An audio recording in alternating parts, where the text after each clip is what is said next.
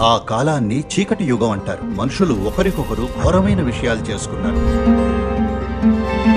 మీరు ఉన్న యుగం మీ ఎథరిక్ శరీరం ఎంత ఉండాలనే దాన్ని నిర్ధారిస్తుంది. వాళ్ళు ఇప్పటికీ ఇది కలియుగం అంటున్నారు, ఎందుకంటే కృష్ణుడు ఇది కలియుగం అన్నాడు. అయితే తర్వాతి అడుగులు ఎలా నిర్మిస్తాం లేదా తర్వాతి తరం ఎలా జీవించాలనేది మనపై ఆధారపడి ఉంటుంది.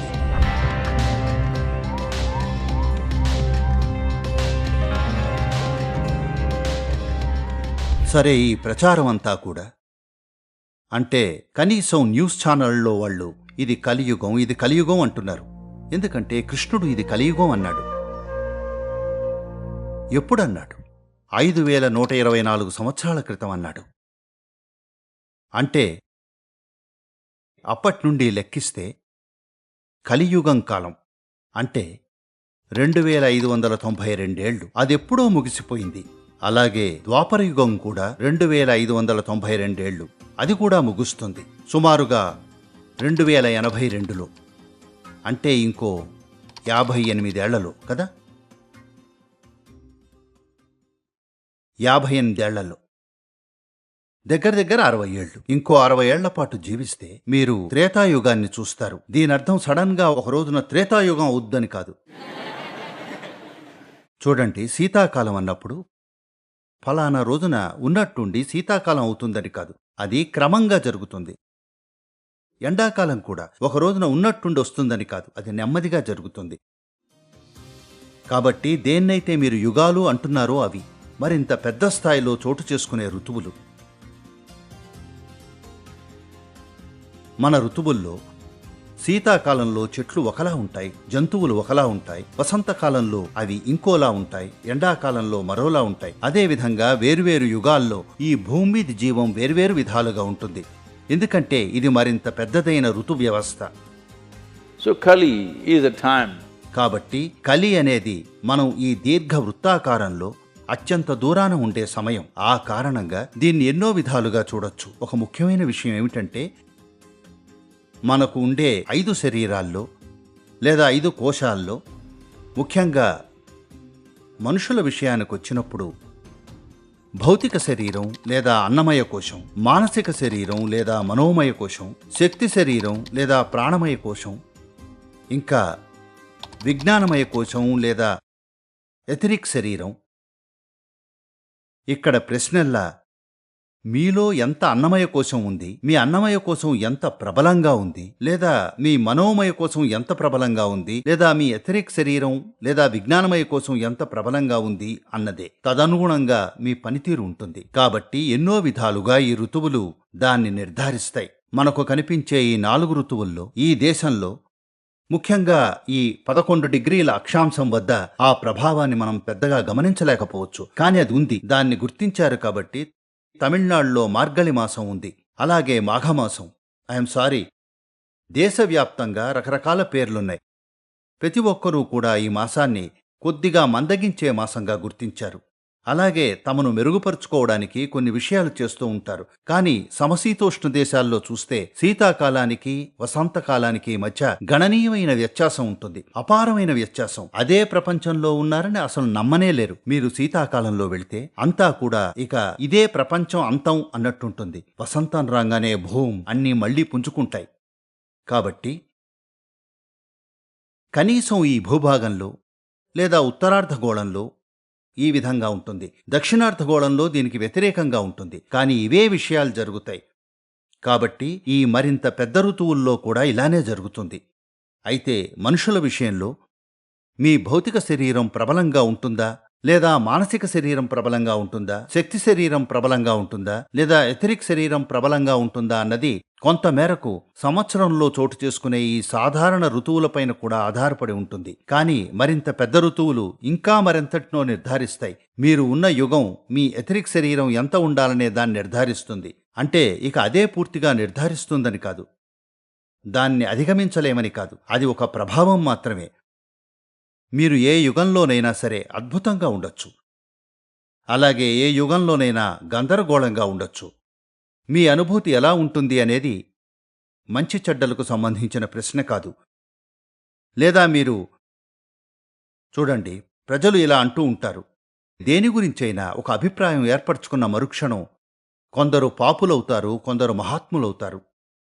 ఇదెలా జరుగుతుంది? మీరు కొన్ని విలువలు ఏర్పరచుకుంటారు. ఎవరైనా ఆ మేరకు జీవించలేకపోతే వాళ్ళు పాపులు. ఎవరైనా ఆ మేరకు జీవించగలిగితే వాళ్లేమో మహాత్ములు. కాని ఈ విలువలు ఒక ప్రాంతానికి ఇంకో ప్రాంతానికి మారుతూ ఉంటాయి. అలాగే ఒక యుగానికి ఇంకో యుగానికి, ఒక కాలానికి ఇంకో కాలానికి మారుతూ ఉంటాయి. కాబట్టి ముఖ్యమైన విషయం అది కాదు. ముఖ్యమైన విషయం మనం ఇది అర్థం చేసుకోవాలి. మనం ఇక్కడ కూర్చునుండగా మనం ఎవరు అనేది మన అంతరంగంలో మనం ఎలా ఉన్నామన్న దాని పర్యవసానమే. కాబట్టి ప్రశ్నల్లా మన అంతరంగంలో మనం ఎలా ఉన్నామన్నది ఎరుకతో జరుగుతోందా లేదా అచేతనంగా జరుగుతోందా అన్నదే. దాన్ని ఎరుకతో చేస్తున్నట్లయితే ఫలితం మనం కోరుకున్న విధంగా ఉంటుంది. మనం అచేతనంగా చేస్తున్నట్లయితే ఫలితాలు యాదృచ్ఛికంగా ఉంటాయి. ఈ యాదృచ్ఛికమైన పర్యవసానాలు కొన్నిసార్లు చాలా బాధాకరంగా, ఇబ్బందికరంగా ఉంటాయి. ముందు మీకు, చాలా వరకు ఇతరులకు. Hello? మీరు వెర్రిగా ప్రవర్తిస్తే మీకు ఇబ్బంది కలుగుతుంది.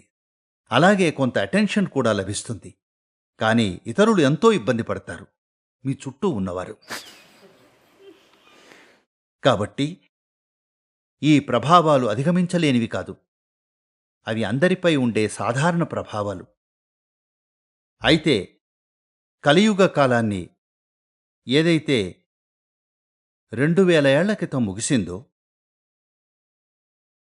ఆ కాలాన్ని చీకటి యుగం అంటారు. ఎందుకంటే మనుషులు ఒకరికొకరు ఘోరమైన విషయాలు చేసుకున్నారు.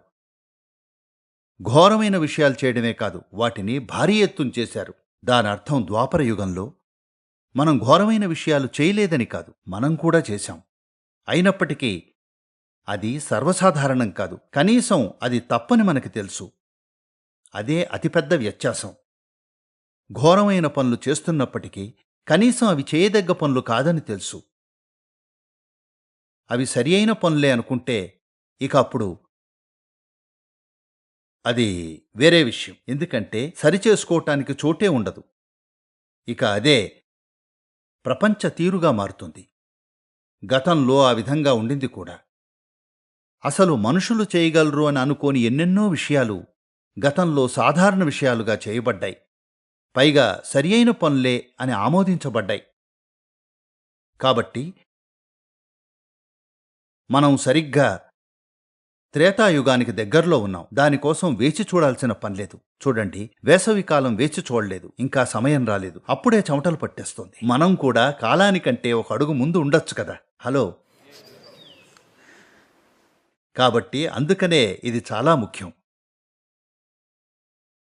ముందరి తరాలు ఫలానా దాని పునాది వేశాయా లేదా అన్నది తరువాత తరాలు దానిపైన ఎంత నిర్మిస్తాయి అన్నదాన్ని నిర్ధారిస్తుంది. అవునా? ఇది ఇంటి విషయంలో వాస్తవమే, దేశం విషయంలో వాస్తవమే, మీ చైతన్యం విషయంలో కూడా వాస్తవమే. ప్రజలు ఎంతటి పునాదిని నిర్మిస్తారు అనేది భావితరాలు ఎంత చేస్తాయి అన్నదాన్ని నిర్ధారిస్తుంది. కాబట్టి కాలం విషయంలో మనం అలాంటి సమయంలో ఉన్నాం. దీనిపైన నిర్మించే మహిమాన్వితమైన భవనాన్ని మీరు చూడలేకపోవచ్చు, కానీ మీరు కనీసం పునాదిని నిర్మించారు. అలాగే చిన్నపాటి నమూనా కోటను నిర్మించి ఆస్వాదించి ఉండొచ్చు. అది చేయటం మనం ప్రారంభించాం కూడా ఎన్నో విధాలుగా. అయితే చాలామంది ఇలా ప్రచారం చేస్తూ పోతున్నారు, నానాటికి ప్రపంచం పతనమైపోతోంది, నానాటికి ప్రపంచం ఘోరంగా అవుతోంది అని. కానీ పరిశీలించి చూడండి, 500 ఏళ్ల క్రితం ప్రజలు ఏ విధంగా జీవించారో మనం ఇప్పుడు ఎలా జీవిస్తున్నామో చూస్తే ప్రతిదీ మెరుగ్గా లేదా? ప్రతిదీ. ముఖ్యంగా మహిళలు. మీరు పెద్దగా ఎస్ అనాలి. ఎందుకంటే భూమి మీద మహిళల జీవితం ఇంత మెరుగ్గా క్రితం ఎప్పుడూ లేదు, ప్రపంచవ్యాప్తంగా.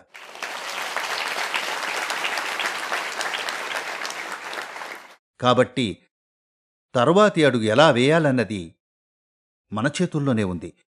మనం ఈ విధంగా ఉండటానికి కారణం ఎవరో దీని తాలూకు పునాది వేశారు. కాబట్టి ఈ స్థాయికి చేరుకున్నాం. అయితే తర్వాతి అడుగును ఎలా నిర్మిస్తాం లేదా తర్వాతి తరం ఎలా జీవించాలనేది మనపై ఆధారపడి ఉంటుంది.